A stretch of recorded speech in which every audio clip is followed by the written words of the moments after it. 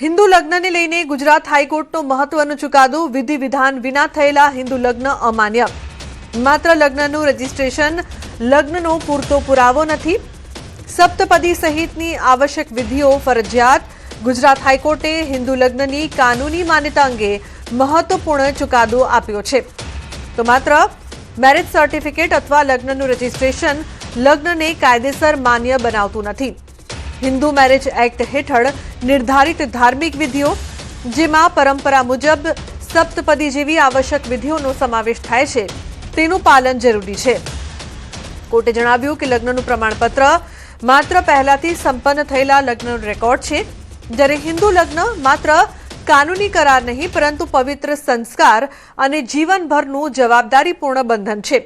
સાથે જ કોર્ટે યુવાનોને લગ્ન પહેલા તેની સામાજિક અને કાનૂની જવાબદારીઓ સમજવાની પણ સલાહ આપી છે.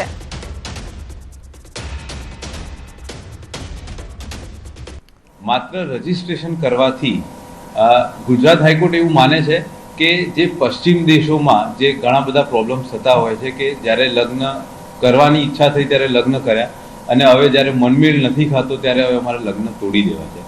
તો ગુજરાત હાઈકોર્ટે આ ચુકાદાથી એ એવું કહેવા માગે છે કે માત્ર એક લગ્ન એક પેલી દોસ્તી નથી કે ખાલી તમે જ્યારે ઈચ્છા થાય ત્યારે તમે લગ્ન કરો અને ત્યારે છૂટા થાવ. સનાતન ધર્મ એવું જ કહે છે કે ભાઈ 7 ફેરા ફરીને જ લગ્ન પૂર્ણ કહેવાય. તો અત્યારના યુવાનોને આ વસ્તુની ખબર જ નથી. એટલે મારે તો મીડિયાના માધ્યમથી કહેવું છે કે જે હાઈકોર્ટે વાત કરી છે એને અમે આખું એસપીજી ગ્રુપ અને સર્વજ્ઞાતિનું અમારું જે સંગઠન ચાલે છે દીકરીઓ બચાવવાનું, એને અમે વધાવીએ છીએ અને ખરેખર આનું ચુસ્ત રીતે પાલન કરવું જોઈએ.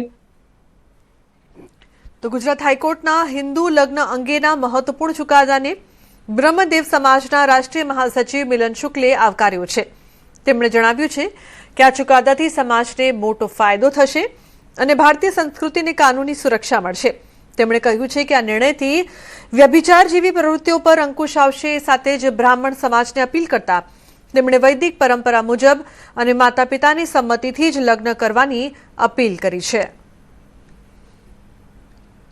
હું તો આને એક સારી દિશામાં પહેલ સમજુ છું, કારણ કે હાઈકોર્ટે ખૂબ સારી ભાષામાં ટકોર કરી કે ભાઈ લગ્ન છે એ પવિત્ર બંધન છે અને કોઈ પણ રાષ્ટ્રની સંસ્કૃતિ ત્યારે જ ટકી રહે કે જ્યારે એની સંસ્કૃતિનું રક્ષણ થાય, કાયદાકીય રક્ષણ. એટલે હાઈકોર્ટે જે ચુકાદો આપ્યો એ ખરેખર ખૂબ વ્યાજબી ચુકાદો છે અને કદાચ સંસ્કૃતિ બચાવવાનું કામ કોર્ટો કરી રહ્યો એવું મારું માનવું છે.